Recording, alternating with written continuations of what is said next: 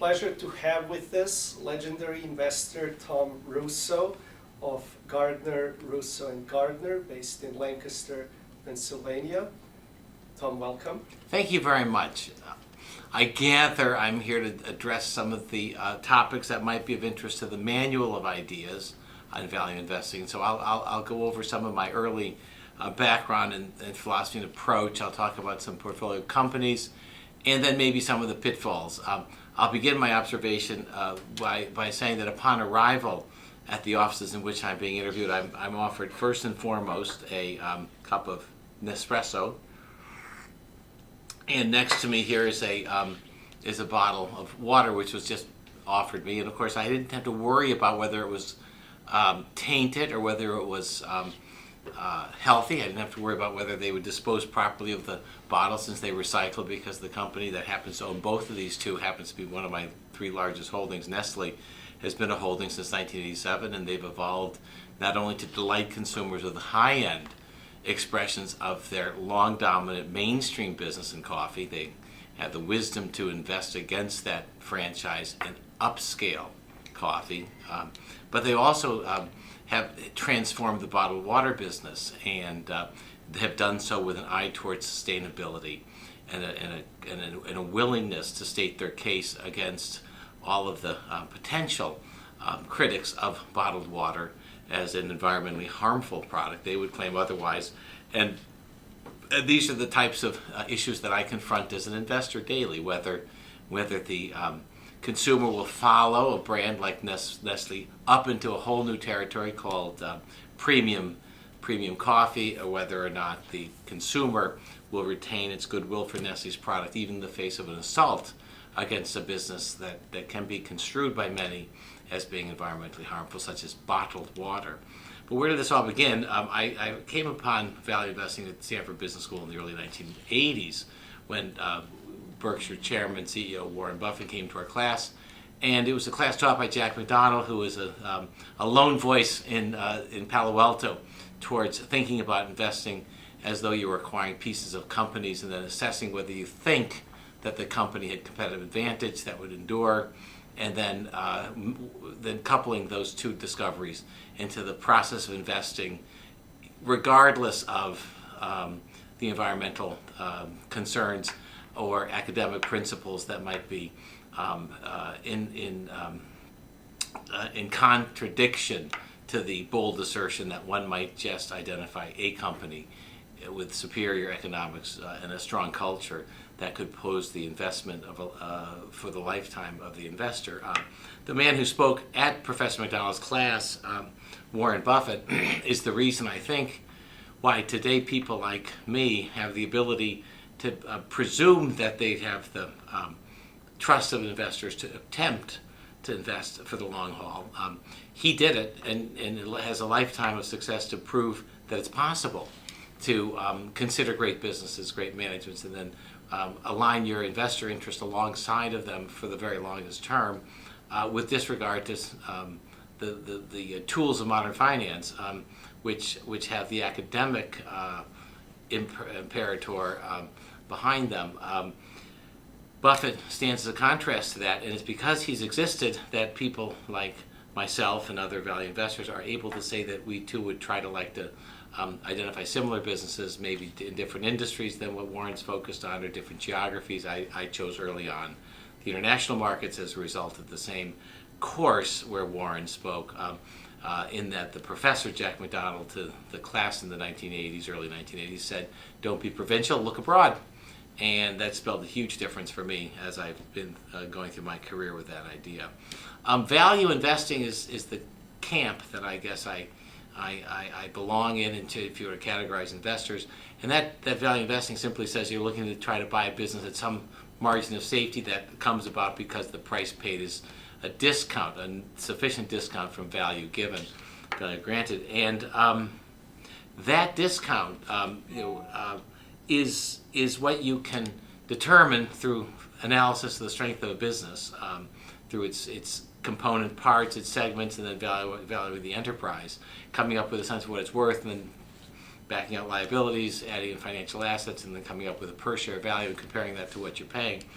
And that's a very a mechanistic approach. But the real glue of investing, I think, is understanding what the cultures are in those businesses that can do something with that discount and make it actually mean something long term.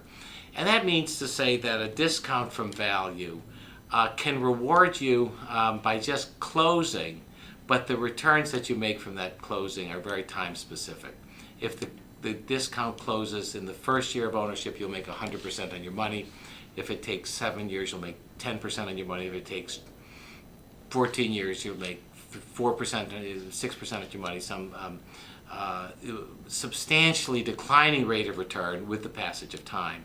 So what you really need to do if you're going to find a discount value to begin with and then hold it for a long time without reducing, maybe even increasing your internal rate of return for the whole period, is you have to find a business capable of reinvesting.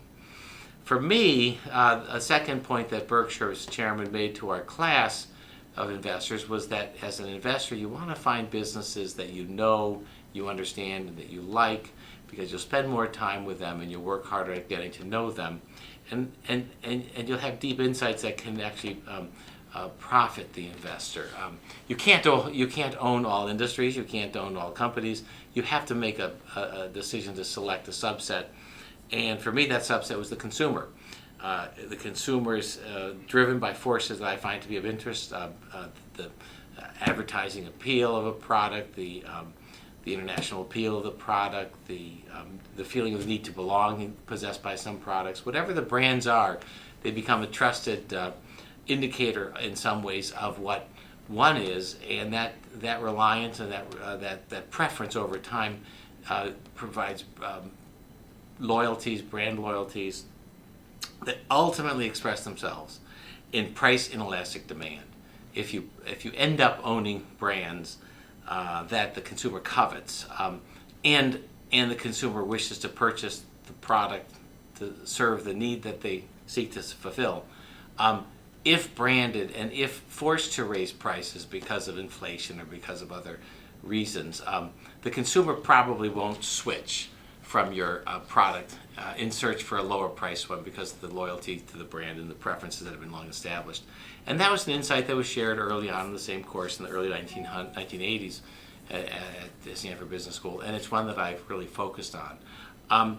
It's made a big difference because I happened to come of age as an investor just about the time that the formerly closed markets of the world opened up, and brand preferences that may have been long settled had become unexercisable for decades as nations like China and Russia, India, Vietnam, Indonesia remained really out of touch from the Western companies' perspective due to political or economic barriers to consumption. But today, if you fast forward from my start in 1984 till the present time, the world has become almost entirely open, with a very small outlay of something like North Korea, where it's hard for us to legally sell any products to that market. Maybe Albania is still the same way, I don't know, but this is a vast difference than it was when I started investing in 1984. But I started investing with the idea that the businesses at a discount that I prefer would be those that had brands. And the brands gave me the security that my valuation levels would be sustainable, because the brand loyalty would likely keep the consumer consuming the same product regularly, and that regularity of cash flows that come from preferences and brands would give me something that would support the value that I believe the intrinsic value to be at the start. The second point is that the brands often latent in countries that open up have been expensive, have been out of reach, and have been aspirational. And so as the nations of the world prospered since 1984 to the present, the GDPs per capita grew with prosperity, and then faster still grew the consumer disposable income.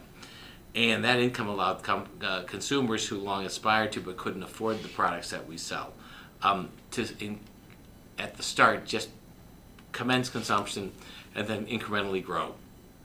At the start, they may do something as simple as buy one bouillon cube for Maggie broth in Nestle's case, or one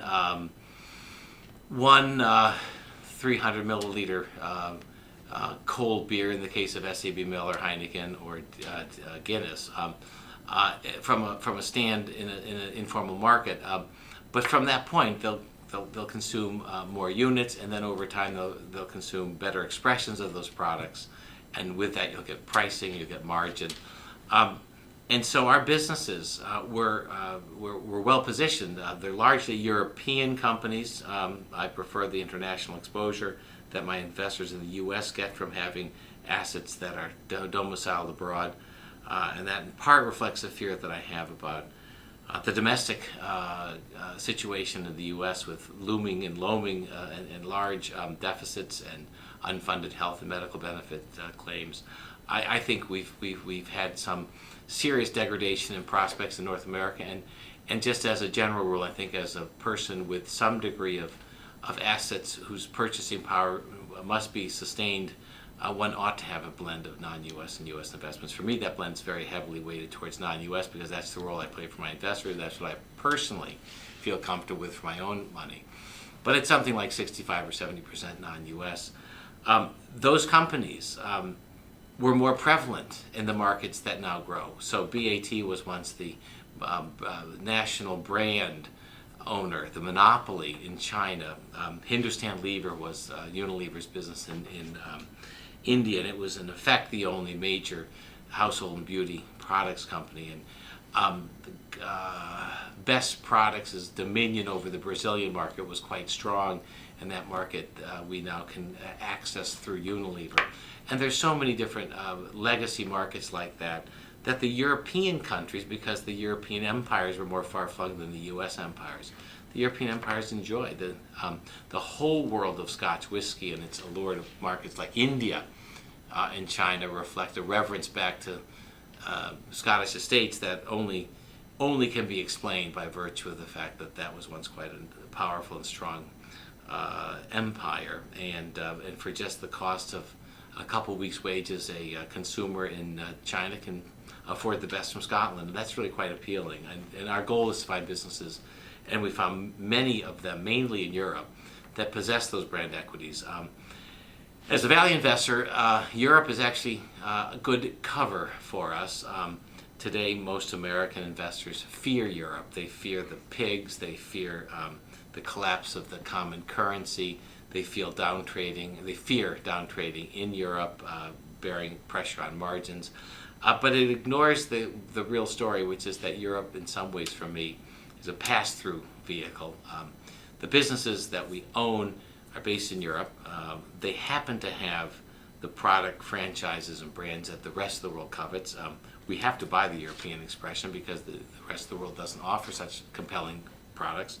And so we take on European risk, but through European companies, we actually get non-European reinvestment in the building of those brands, and then the cash flows that come back over time are going to come back, I think, in stronger currency vis-a-vis both the euro and the dollar. So because of all of the obvious concerns that investors have about Europe's current state, our businesses in Europe, based in Europe, I think bear a lower valuation than their non-European counterparts, and that gives us a chance to buy the exact same coveted growth in developing emerging markets at a lower multiple in Europe and buying through a weaker currency, through the euro. So that's where we stand.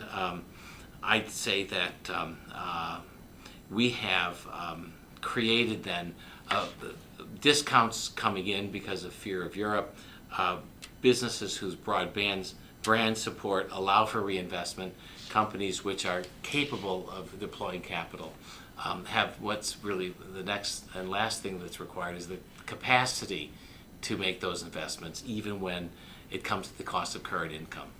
And I call that the capacity to suffer. And the businesses that we manage, because they typically have secure shareholder bases, often family-controlled companies, in other words, have the ability to look out beyond quarters, and that ability is valuable. It's not held by most purely public companies.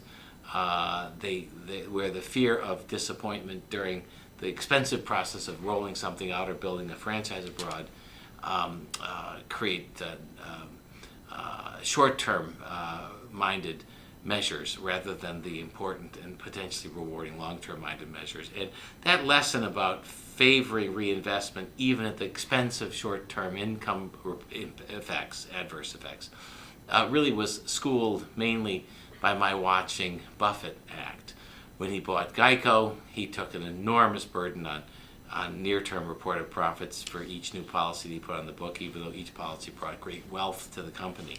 And he grew the business from 2% to 11% market share, and has created abundant wealth for our shareholdings as a result of that. But to do it, he had to be willing to bear pressure on reported profits. As for instance, his spending on advertising grew from purchase date of $30 million a year to $950 million a year this year. That investment in growth burdens current income, but the net present value of those additional 9 million policyholders added an enormous amount of wealth. And companies that can make that trade-off are much more powerful in their position to secure permanent and enduring franchises. I think our company portfolios, whether it's Berkshire, whether it's Richemont in the luxury goods business, Heineken, or Pernod Ricard in the beverage alcohol business, Brown-Forman in beverage alcohol, I think those businesses have the capacity to reinvest for the longest term, and have hence rewarded us for it. The thing that we've seen repeated again and again is that the companies that choose to not swing for the long-term fence leave themselves exposed. So I think in that instance of a company, not a portfolio company, but one that faces this question about how to invest for the long term, is Starbucks. And I met the chairman of Starbucks at some point recently, and he was being grilled by a young analyst as to why he wasn't showing profits in China. And he expressed the trade-off so well. He said, when asked when will you give us profits from China, his answer was, how big do you want us to be? And they asked again, when will you show us profits? How big do you want us to be? It went back and forth. And finally, the CEO said, here's how it goes. It's quite simple. We're profitable at the store level, and we could easily be profitable at the country level. But we think China offers a vast opportunity. And if we invest enough up front, we'll own the dominant brand in a category that we create. And if you're the first mover in a category that's created by your brand, you have first mover advantage for eternity. And if Starbucks were permitted to invest for that type of a profitable future, they'd have to be permitted to show losses during the startup, because they'd have to build warehouses, manufacturing, distribution. They have to advertise aggressively, probably come up with lease contracts that are overly generous for their current needs, but all done with the idea of building an enduring franchise. And in doing so, generating reported losses for quite a considerable amount of time. And they were willing to do it, and as a result, they won't end up as one of 30 coffee companies sharing a market, but they have the chance of becoming something quite powerful. That's the mindset that you look for as a long-term investor.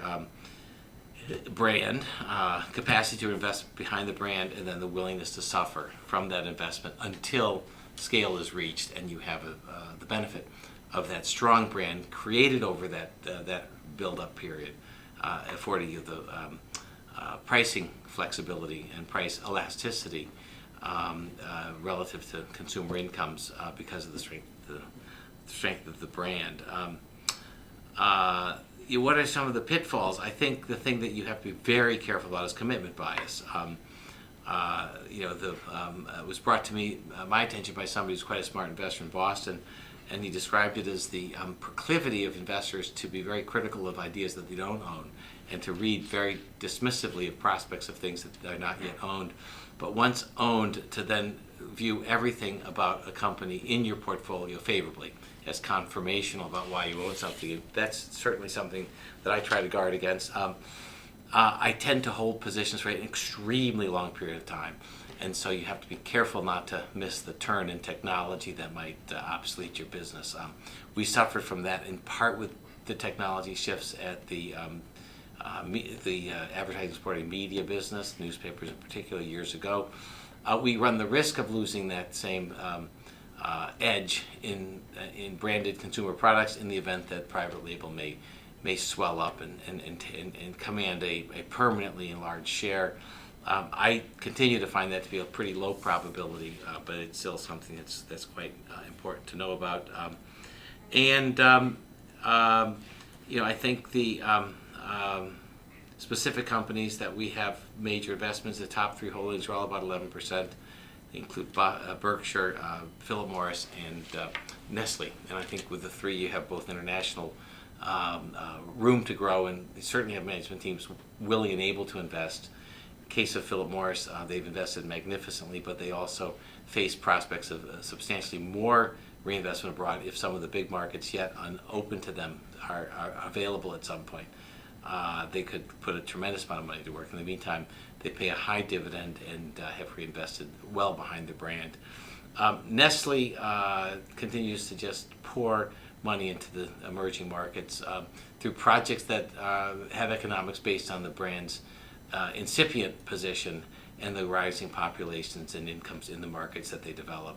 And I think that's an enormous balance between cash flow support from traditional markets and the prospect of growth from the reinvestment markets.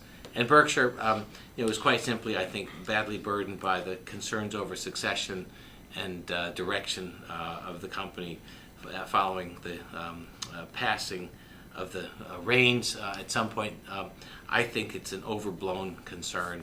I think the firm will change drastically in terms of capital allocation, so the loss of the investment acumen that Berkshire's Warren Buffett has expressed will be less severe, because I think there'll be a stronger dividend policy, share buyback policy, and they have brought on talent, two terrific investors, to help defray that obligation. So with 30% covered in those three names, I think you can see how they represent decent value, the capacity to reinvest, and are run by managements who care mainly about the owners. In Berkshire's case, is because the CEO is one, and in the other two, it's just constitutional that both Berkshire, Nestle, and Philip Morris think long-term minded, like I do on behalf of my investors. So, with that, I will stop and see what questions await.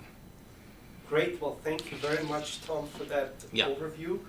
And I had a few questions. You talked about global brand leaders and subsidiaries of global brand leaders as potential vehicles, and I'm curious if you could help us understand a bit how do you approach the vehicles to invest globally in either one of these cases. Maybe some benefits and drawbacks too.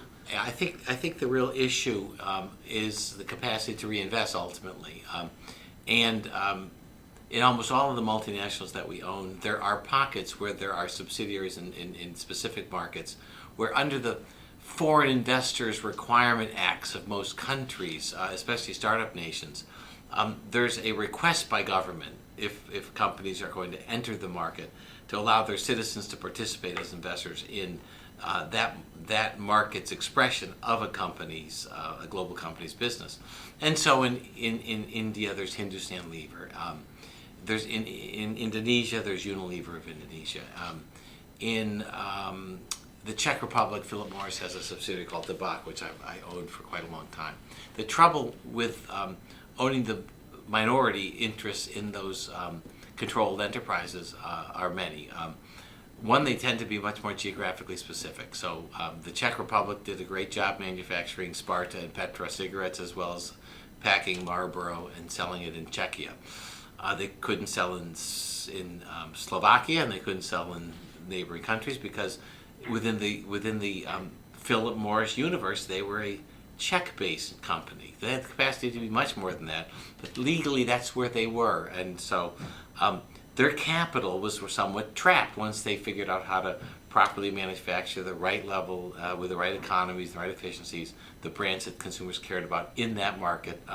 That was the end of the story, and the cash built in the company and was lent to the parent company at a rate that you never quite know whether it's fair or not. In Philip Morris's case, I trusted it to be because I trust the management, but in other cases it's not necessarily the case.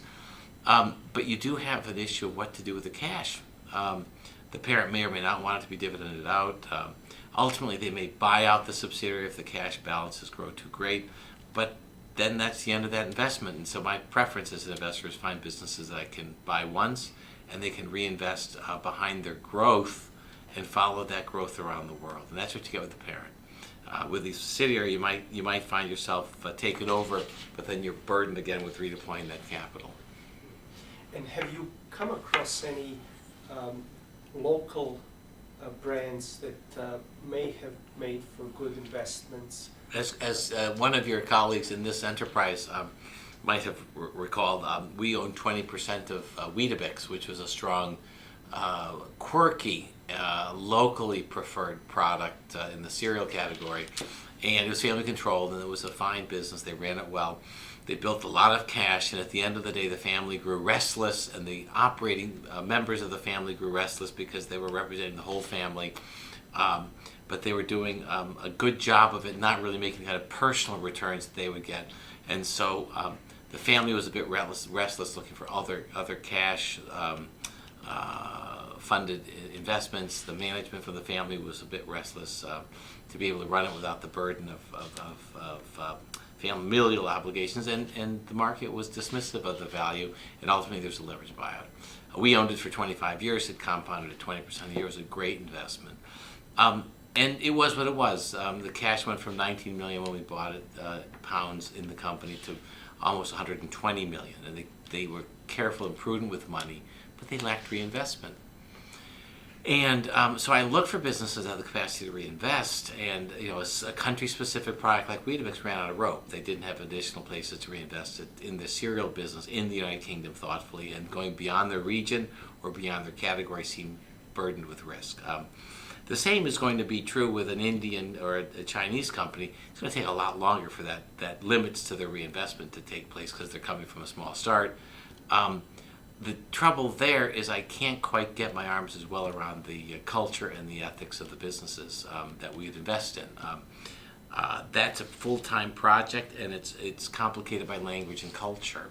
I prefer to gain a participation in those markets through our subsidiaries of Western global companies, and let them wrestle with the culture and language barriers, and let them comport to Western-style law regarding securities, governance, and all of the rest on our behalf. So I have not yet delved into the developing emerging markets for country-specific products because, as I said, with Weetabix, ultimately the country kind of maxes out, and the management on whose shoulders I place such burden for reinvesting and treating outside owners honestly haven't historically met the test.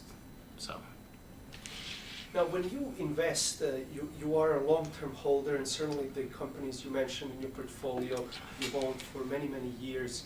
I'm wondering if you could give us a bit more insight into the evaluation process, and how often do you reevaluate based on when prices move? When do you sell these investments? Well, it's a dynamic that I'm more involved with today probably than I was 10 years ago.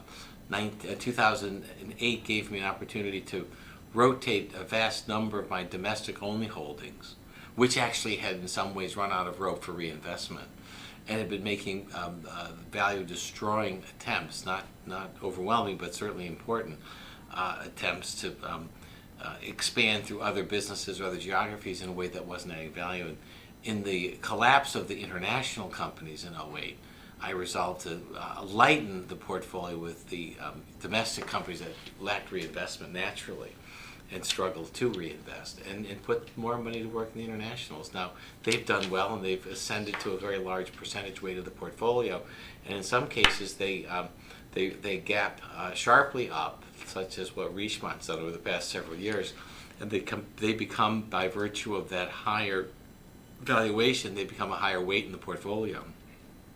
And one of the steps that takes place in that environment is that I will lighten up on something that's become a higher weight and a higher valuation than where it was when I started the position. And the proceeds from that go to support just the opposite, a business whose business remains equally attractive to what I thought it was, whose share prices have come down and have in the process become underweight, even as they become undervalued more. And so that's the movement of portfolio funds, and that's an ongoing appraisal. As to the degree of sophistication and precision around which investment decisions are based in terms of valuation, I'd say that the metrics are a bit challenging because, as I suggest, very often it's the steps that consume reported profits that are the engine for future growth. And so, and it's very hard to get from a management team. It's rare that you can, the extent to which their investment spending burdens current results. But for me, as a measure of undervaluation, PE, for example, may not be terribly useful because I may hope that Nestle spends aggressively to exploit their nascent franchise advantages in markets, the spending of which will reduce reported income. And so Berkshire, certainly the second largest holding, has done a tremendous amount of investing that destroys current income. So you can't really look at a PE basis for Berkshire. And with Nestle, I just assume that they don't maximize the E, but actually take steps that minimize the E, which result in a higher PE. So any attempt to sort of benchmark the portfolio's value relative to expectations about what it means to be undervalued, given my preference for reinvestment and especially reinvestment with a current income burden, kind of stumble. So I really look out 4 or 5 years and think whether or not, if they continue to have investment opportunities and they pay off, what that might mean for the size of future cash earnings is really what I use as my gauge. And that's a subset of businesses that have the capacity to put that kind of money to work and so transform the business in which we invest in by just extending the franchise that we once began with.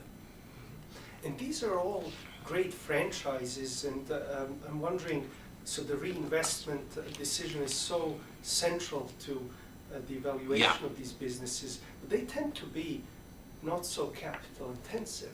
So for mandatory, that's right, but for growth expenditures, that's what you're really looking for. So Nestle, for example, a year ago announced that they're taking their capital spending budget for the international emerging markets, developing emerging markets, from $1 billion to $2.5 billion.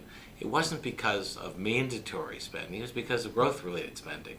And that growth-related spending will burden the income statement because it won't generate current results, and it will have very high upfront charges, depreciation, it'll have integration costs, there'll be just an enormous amount of burdens associated with it. But ultimately, if it's being spent, as I believe it is, largely to respond to peak demand that has exceeded the current business's capacity. So the reinvestment that naturally is in front of Nestle is very, very powerful because it arises from unmet demand. And the funny cycles around profitability is when they've maxed out the capacity utilization of the existing production facilities in a given market, it's when they make the most money because there's a full absorption of everything, and then they step up their investment to increase the capacity, double or triple the capacity, and the market unmet demand isn't yet sufficient to capture that incremental capacity. They'll go into a margin burdened period, but with the idea that it's burdened off of a much bigger base, and the probability is high that extra capacity will be fed by virtue of birth rates and GDP growth and all of the rest. We welcome that. That's what we encourage, that kind of spending. And can you help us understand how you evaluate the modes of these companies? A lot of people throw out the word, oh, it's a great business, it's a good business. What does it really mean to you? Yeah. Do they have competitors that have equally compelling propositions to the consumer? And to what extent do they invest behind creating bona fide product differentiation and then telling the consumer about it? Because both of those are needed. The difference between Heineken beer and Budweiser beer was substantially greater a decade ago than today in many international markets. The perception that Budweiser is a acceptable alternative to Heineken is something that suggests credit to Budweiser for their hard work, and get going to Heineken to make sure that they don't allow Budweiser to gain more traction in terms of the brand attributes that the consumer feels they get when they purchase a Heineken on premise, and that's a question of deep consumer insight and advertising and an investment in making the product available in a fashion that appeals to the consumer. It's a fascinating Innovation, yeah. It's a fascinating topic. If I can just ask you a follow-up there. If you look at the beverage industry, for example, the vodka brands, Smirnoff has been there many, many years, but there seems to be a proliferation of brands in some of the sectors that you look at. And does that worry you, or in which industries are you more worried than in others? I think you have to be worried. I think Absolut has 11 million cases of vodka, and I think over the last 7 years, 11 million cases of previously unknown vodka now competes with Absolut, much of it at lower price points, but Pinnacles come from nowhere. It's now 1 million cases. Svedka, which is a knockoff looking bottle of the Swedish proposition, that might be up to 4.5 million cases. Now, during the time of its growth, the Absolut's been at 10 million cases. It's now 11, so it has not participated. That's leakage as far as I'm concerned, since I'm not a shareholder in Constellation Brands, which owns Svedka, by having purchased it when it was only doing 900,000 cases. So they've enjoyed the benefit of that growth. But it's not terribly rewarding, because I think they go to market at $11 a bottle, and Absolut goes to market at $19 a bottle. They're trying to get that price up to 21, and the resistance is the fact that Svedka is still willing to have such a low price offering, and those businesses don't typically enjoy the kind of long-term brand equity, because they don't have enough margin for effective advertising and brand support and on-premise stimulation and all the rest that secures a franchise going forward. But they can be very disruptive, and in a product that's not aged and it doesn't really distinguish itself based on what type of grain or grape or potato you use, it's very tough to come up with a competitive edge. And then it's very, very, very tough to come up with an enduring competitive edge. Absolut has some because it was the first mover, and it still enjoys some benefit from that. But as I said, it's been hard to grow it in the face of a category that's grown sharply, and they've remained relatively fixed in their business. I think they'll grow it as a result of merging the business into the work that Pernod Ricard does for the rest of its portfolio, and they'll get the portfolio effect working favorably for it. I think they'll make a good business out of Absolut. But it'd be a much better business if Pinnacle didn't exist, and if Belvedere didn't exist, and if Svedka didn't exist. It would be a much better business. Now, in the Scotch whiskey business, it's much harder to come up with audited 40-year-old Scotch whiskies.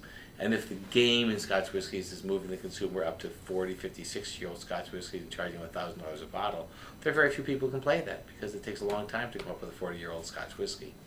And I'm wondering also, in terms of the risks to brand owners, it seems that in our world today, with the online distribution models, online marketing, the lower cost but yet global reach marketing models that have been enabled, do you think that has increased the risks of new entrants?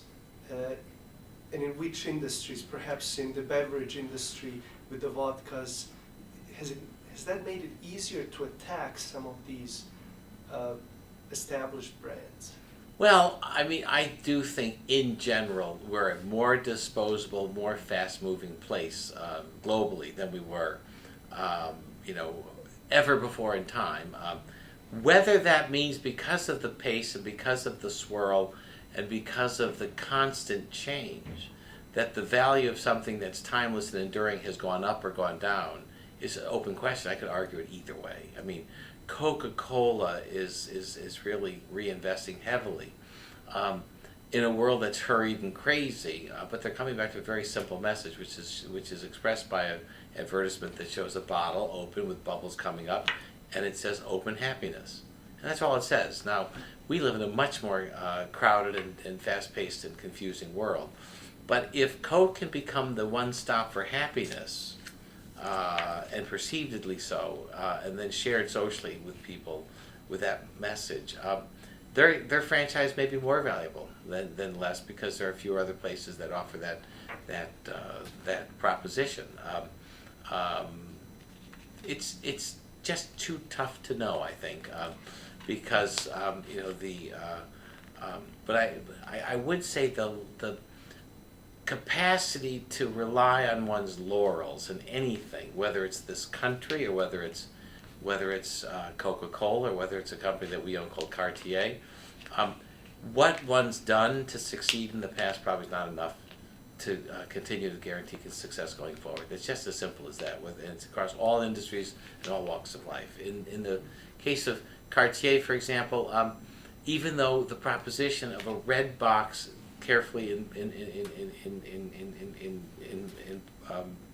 enameled with a timeless watch piece in the center is really kind of an old-fashioned model. They are now forced to come out with ever more frequently changing compositions.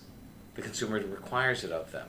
The brand still gives it authority, but if you were still selling just the Santos or the Panther or their earliest lines, they would have probably lost the relevance to their consumer. They have to innovate and they have to stay very current. The brand still gives them the authority to have a meaningful voice with the consumer, but what they're selling is different. But that seems to suggest that management has become ever so more important. It is terribly important. Yeah. It also means that the natural resting state is just less secure, and it becomes more fashion-driven, more hit-driven, and more opportunities for missteps along the way. And can you talk a little bit about the brands that really target the super high-end, taking advantage of the trends in the formation of the high net worth individuals globally? Yeah, sure. So the question about the luxury goods, it is. I think it's a gift and good. In most instances, what you're dealing with are items that fill a need that's very high order. I mean, this little concept of hierarchy of needs: food, shelter, clothing, and all the rest. But as Coco Chanel said, I think better than anyone else, as it relates to luxury goods, when defining what a luxury good was, she's attributed with the expression that a luxury good is something that you don't need and cannot live without. And that's a very high order. And I mean, the people who spend $5,000 on a purse invest an enormous amount of their mental capacity to figure out what purse to invest in, and whether or not it communicates of them what they wish to suggest about them. It's deep, it's profound, and it's something without which they could not live. And from our perspective, we want to find those types of moments. Now, the manufacturers have to be very careful. A friend of mine gave his wife such a piece, and she took it back to LVMH, which is where it was ostensibly from, because it became slightly unstitched, and asked the service department whether they could repair it. And they asked her whether she had a receipt, and she said no. Her husband gave it to her as a Christmas present. And they said, well, we'd like to help, but you really do need a receipt. Well, but he gave it to me as a present, back and forth. Go back and get it. No, I'm here now, back and forth, back and forth. And finally she said, this is really terrifically unnecessary and inconveniencing. I demand that you fix it now. And they said, listen, we'd like to, but we can't tell whether your husband really bought it for you or whether it was counterfeit bought on the street. To which she said, if you can't tell whether it's counterfeit or not, then why would I esteem it so highly as I thought I should? And of course, it's a terrible answer. It's a terrible answer. It's not just the sale of an expensive product that secures the loyalty of that consumer. It's the entire relationship, part of which is unquestioned commitment to service, and they never should have walked down that line of reasoning with her, because they completely eroded the allure of that brand to her. Again, the importance of management. That's right. Yeah.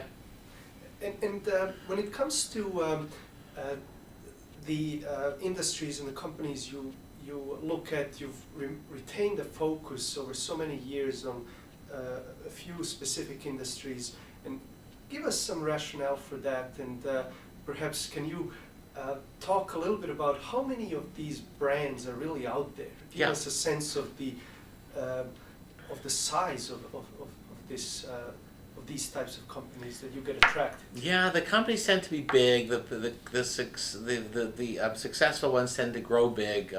They have large market caps. They can through which I can deploy capital, and the valuations are so often not very stressed because people get bored. People get very bored. I mean, it's much more exciting to think about transformation than it is about doing better each day. It's sort of the daily things that your consumer expects from you. That's very mundane, and most investors are more interested in fast-moving objects. I consider myself to be a farmer, not a hunter. And I think most people on Wall Street are hunters. They like to fell big beasts, and I'm very comfortable planting a few rows and just tending to them carefully. So it's really one of boredom that allows for what would otherwise, if properly valued, be a fairly finite universe to participate in, to remain capable of absorbing some capital and keeping my investors' money committed to interesting businesses, I think. If people were more willing to adopt a dull and seemingly slow-paced moving endeavor, such as what we do, then our business would be more fully valued. Then I'd have to look farther abroad and around to find other substitutes. But luckily, that hasn't been the case thus far. I must confess, though, that there's a growing chorus of people who celebrate Nestle, and so as much as it's worth that, it means that it's less unrecognized in its valuation. And that happens just by virtue of the consensus that grows that it's an okay, safe place to put money. Does that make you reevaluate the... Well, it just makes you be aware of the potential for excessive enthusiasm creeping into a share price.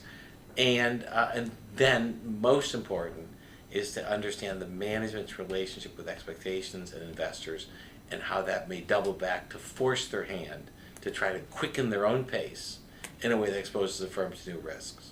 So long as it's a question of investors becoming more solicitous on the outside, but leaving Nestle to its chosen path, I think we're less at risk. But if they then in turn start to develop expectations that then change the way that they conduct their business, then I think it's a slippery slope. And you mentioned some of the pitfalls of this type of investing and global investing. I'm curious, could you perhaps walk through something that didn't quite work out as you thought, perhaps a brand that could have been a great brand but stumbled, to give us a bit of insight what it takes to really become a great brand and maintain that? Yeah. How difficult it really is. There are lots of stories about the second brand. I mean, you can think about Burger King to McDonald's, and really site-based, hamburger, French fries offering, carbonated soft drink, not that different. But what what was the turning point? Coke and Pepsi. Pepsi's clearly languishing, and Coke is really revitalizing. And each one probably has to do with a missed moment. You can think about when one camera film business lost out to the other was Fuji versus Kodak, and Kodak chose not to advertise at an Olympic sponsorship level about 30 years ago, and Fuji took on that advertisement and changed the relationship with the consumer with the brands and supplanted. That real estate was allowed them because Kodak finally said it's too expensive. Now the fact is both of them could have just saved their own money from advertising because neither of them are in business now. But the fact was that was a mighty shift, and it was a function of a discussion about whether or not there's utility in spending at ever higher rates. The long user decided not, and the newcomer did, and the newcomer got the business. So it's all of the above. You have to make sure that value what is important to the consumer, and then just continue to emphasize that.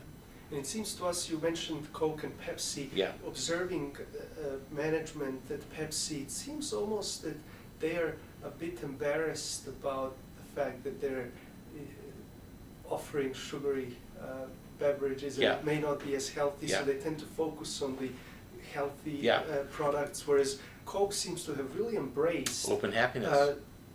Open happiness, yeah. and No, it's it's that important that the management is really, no matter what, whether it's Yeah. tobacco or hard liquor, that the management does not try to play to the media, but really sticks and is proud of Yeah. its products. Well, it's as much the media as it is the investment community. I mean, I think they're looking too often for their playbook from Wall Street or Main Street. But in the case of the CSDs and social responsibility, it is an issue that the industry has to confront. I do believe, but with notice and with choice, the companies have a response, which is to say we offer the full range of products the consumer chooses.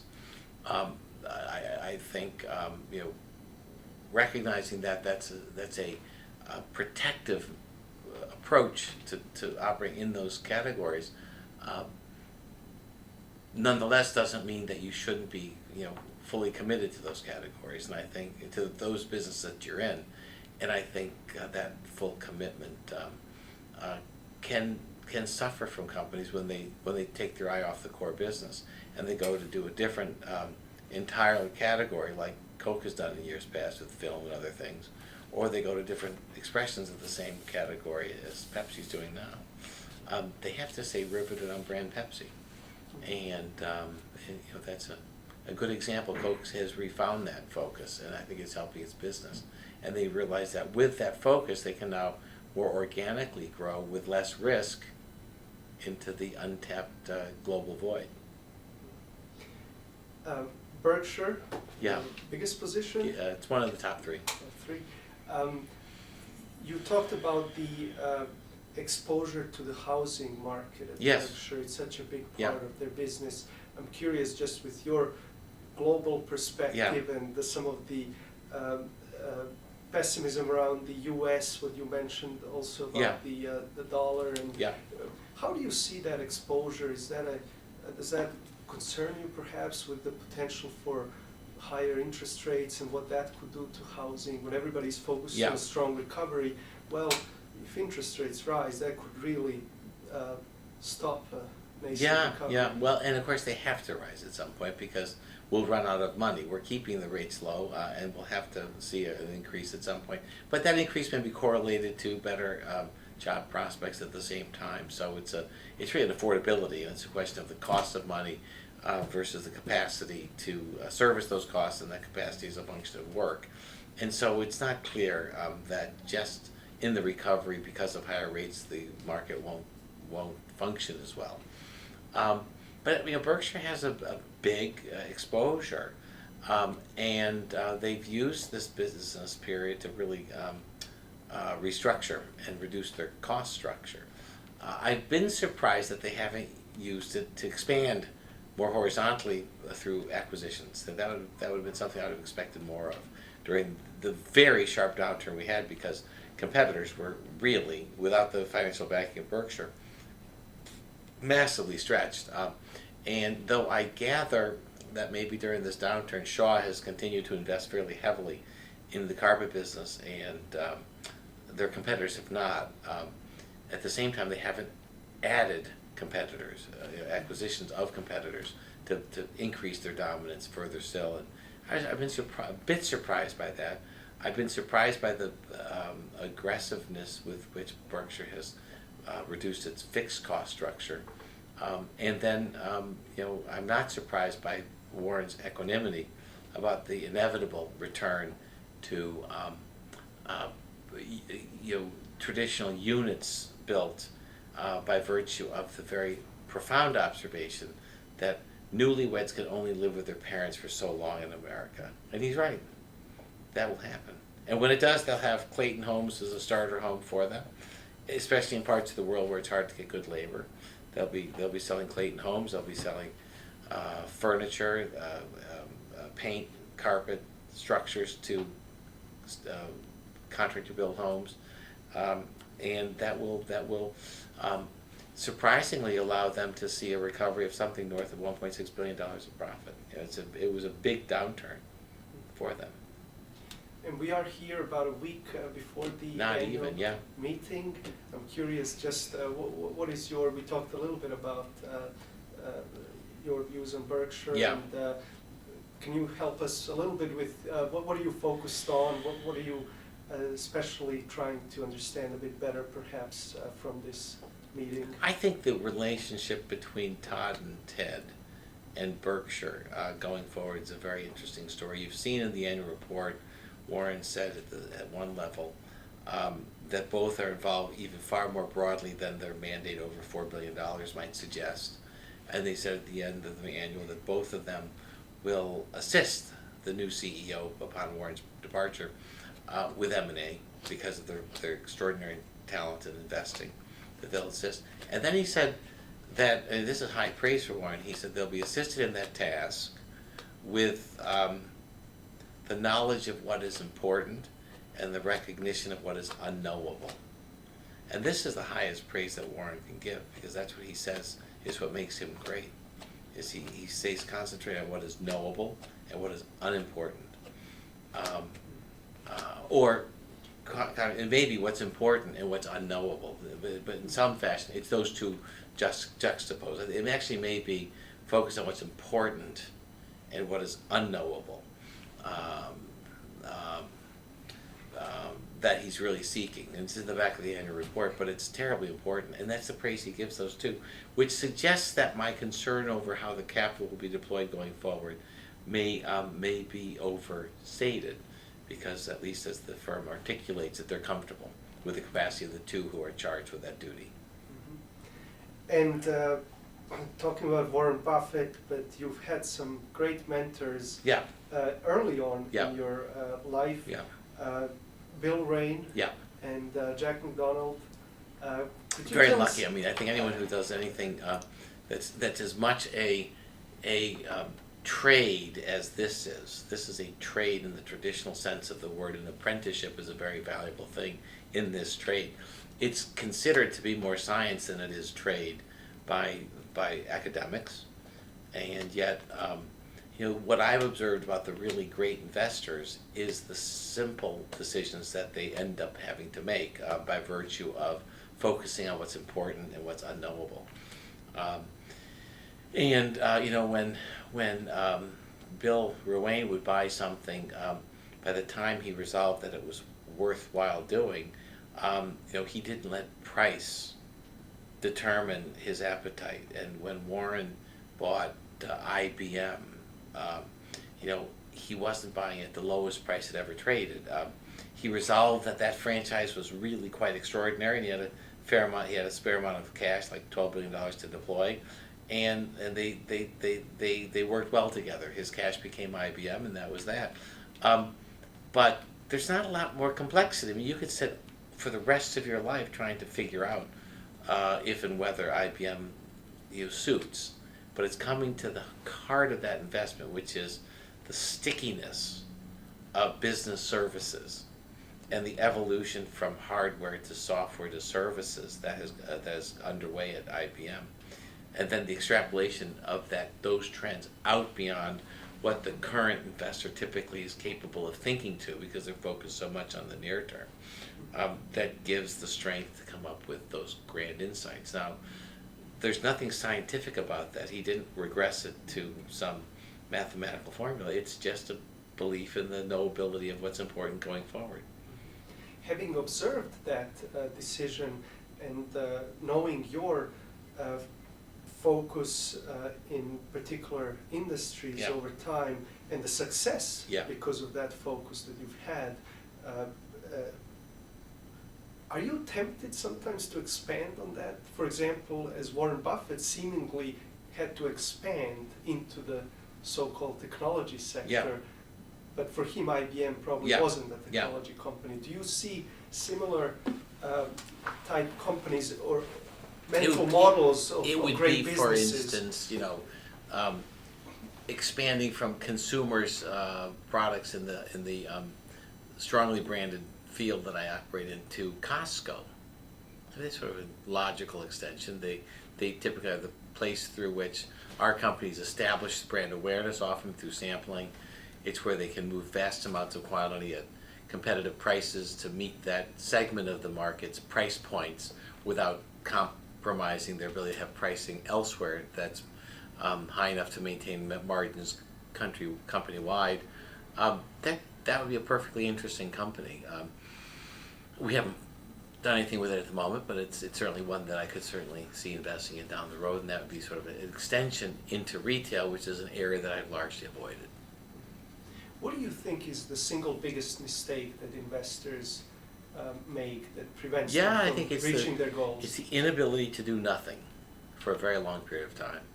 The inability to do nothing is what most people get tripped up on.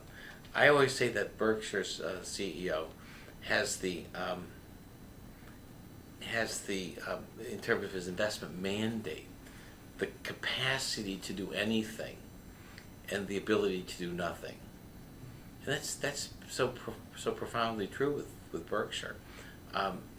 If it's best to do a trade off of the 30-year Treasury, a spread trade using massive leverage with a certain convergence that is believed to exist, and he does that versus acquiring Burlington Northern versus IBM stake versus having his subsidiary companies make acquisitions of geographies and product line extensions.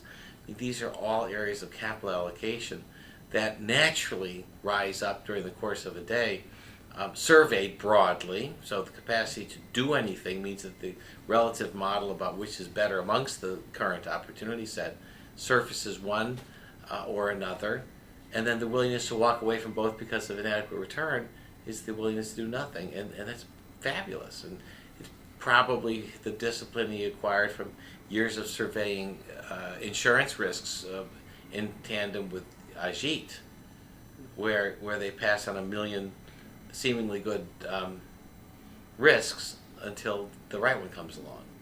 And it's the capacity to insure against any event, whether it's somebody getting the right ticket in the Pepsi challenge for $100 million, or whether it's earthquake insurance in California or workman's comp in California, equally dangerous.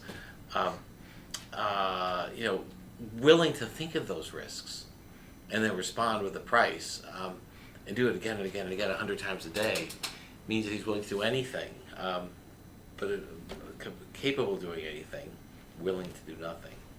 And I think most people lack that. And they lack it because they have people who they have to satisfy. Either their clients think that if the guy's not buying a lot of stocks and selling a lot, he's really not working. Or if an analyst suggests that if he doesn't put a name in the portfolio, then you haven't trusted the analyst. There are a lot of reasons why people feel the need to do more than they should. And you've been with Gardner, Russo Yeah. and Gardner since the late 80s? I moved there in '89. I was at the Sequoia Fund in New York, and then moved down to Pennsylvania in 1989. And can you tell us a bit, how did you make sure that you have the right environment, and how are you still today making sure you have the right environment at your firm to foster that type of I think it's the first and foremost conversation has to do with your investors, so that their expectations aren't misguided about the regularity of performance. I mean, there's no reason to suggest that tomorrow's results will be any given way, and no guarantee as to whether they'll do anything relative to anything else. So the best year I ever had was 1999, when my investors were in the partnership down 2%, and the Dow was up 27. So I underperformed the Dow by 29 points in 1999. It was the best year I ever had. It's all about the investor expectation, and if they believe that we have a formula that allows us to do something that's anti-gravitational in the investment world, then I'm in trouble from the start, no matter what I do internally with the organization. And then within the organization, I tend to have analysts who are comfortable just making sure that we're the smartest at what we do, and sort of contribute to the exercise and farming that we're about, and don't necessarily have that red-bloodedness to go out and have to regularly bring home new kill. And that's how we structure the company, and we have people who work well within that structure.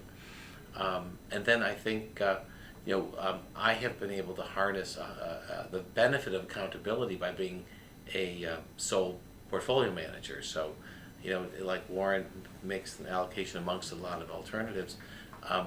I have to assess within the portfolio which weights to have on which positions. But at least there's not a lot of political jockeying about whose name is where. And that happens often with committee-based investment firms. That's very hard.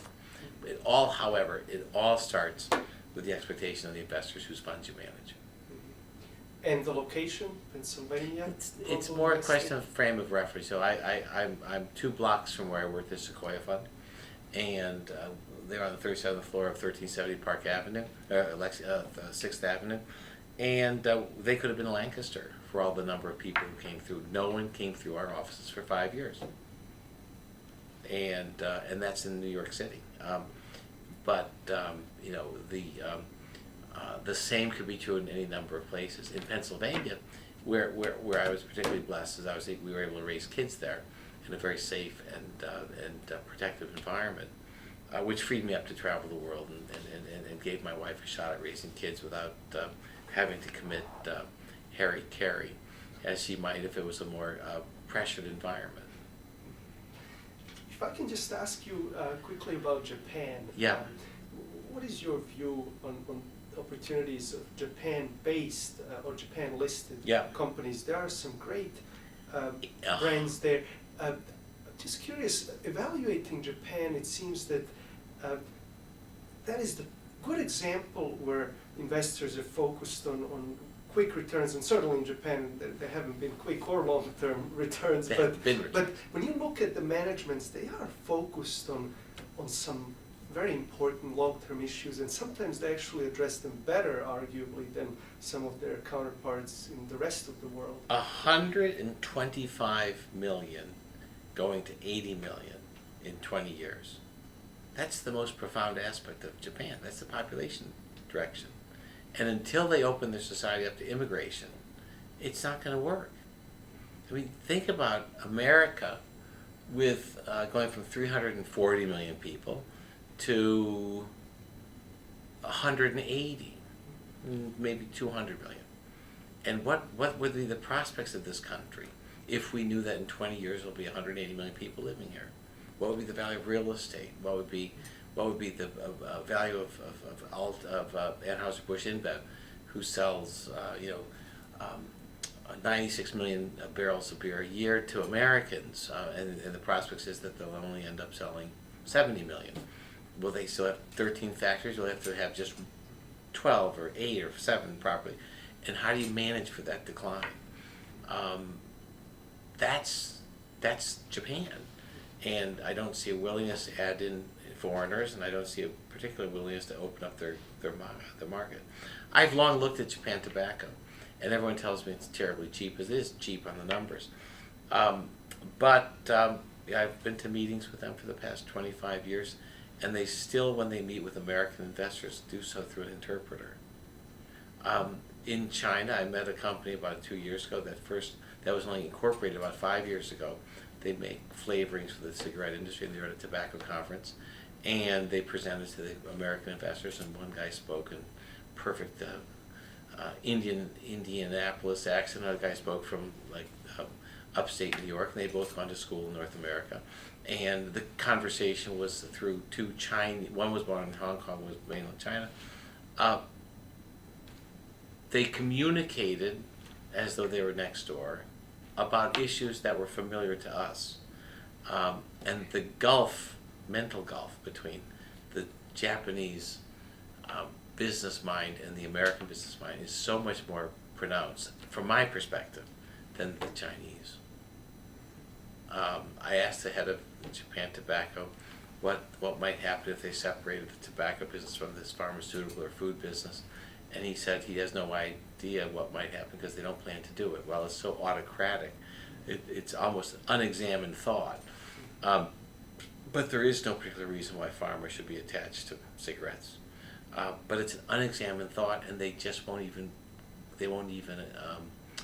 humor it in some capacity, and that's just a different mindset. But profoundly, 125 going to 80 is what drives so much of the answer, I think. And in terms of other geographies, perhaps some of the overlooked ones, everybody's focused on Brazil, China, India. Indonesia and Vietnam, Colombia, these are the big deals. Singapore, big deal. Where you think there also Yeah. may be an acceptable Civets, mindset. I think they're called. Yeah, civets. And you're seeing terrific growth, population growth, open-mindedness about business, just starting up institutions and moving forward. Talked a little bit about the circle of competence Yeah. and the focus. I'd just love to hear your view on Apple. Obviously, some would argue it's a Yeah. great You know, brand. It's got yeah. the moat. You don't understand it, and some value investors have been attracted to the Oh no, it's name. it's a big How deal. do you look at it? I was in the city a couple of weeks ago, and a value investor who I know and respect came up, and the first thing we talked about our kids and all the rest, and then out of the blue he said, "What do you think about Apple here?" And of course, it's one of those stories that you have to have a thought about. And I said, I don't really have an opinion. I haven't spent the time because it's not going to fail because of the valuation. There is a risk that the valuation level that we take for granted because of the assumption that the operating level at which it's operating is going to remain steady. It's conceivable it won't. I mean, conceivable it could go down a lot. Nobody accommodates for that. But separate from that, I don't think we yet know how the culture will survive the transformation that's been presented by force majeure. And I think there's an enormous value to the business that derived from the culture and from the identity of the key figure. And I'm just not sure how it'll survive that change. Just lastly, on based on your experience in the business, decades and successful investing globally, what is your advice to young people who are interested in investing, but given all the noise, maybe a bit confused of what is the right path? And do you have any I think advice you could share? Stretch out your time horizon. Think 5 years, and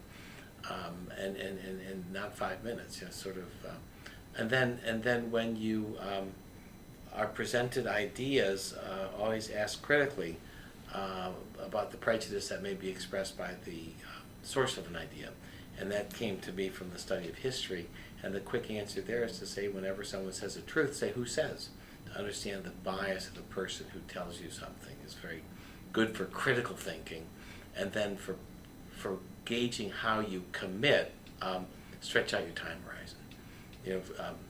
If something is supposed to express itself within a fairly short period of time, you're better off just not engaging yourself, because if that doesn't happen, you have no other remaining thesis. I mean, if someone says buy Apple because the iPad 4 is going to be terrific, it doesn't matter. If it's in the price already, and if it happens not to be terrific, you're just going to sell. You'll probably do so at a loss because you have no other reason for going in. If the point is, buy Apple because 5 years from now, even absent the leadership of Steve Jobs, they'll continue to come out with great products that address great unexpressed needs in great geographies with huge populations, with people with a disposable income sufficient to pay a premium for the products that Apple sells just by virtue of wanting to be a member of that club. And if you can make that case for 5 years, then buy it today, regardless of what the iPhone 4 is going to do, because you're probably going to get that wrong, and the best case is probably already priced into the stock. And if you're wrong, you're just going to sell, because you don't have anything beyond that, and you can't really get anywhere by coupling, sort of defensive reactions to bad decisions, short-term basis. They don't link together well.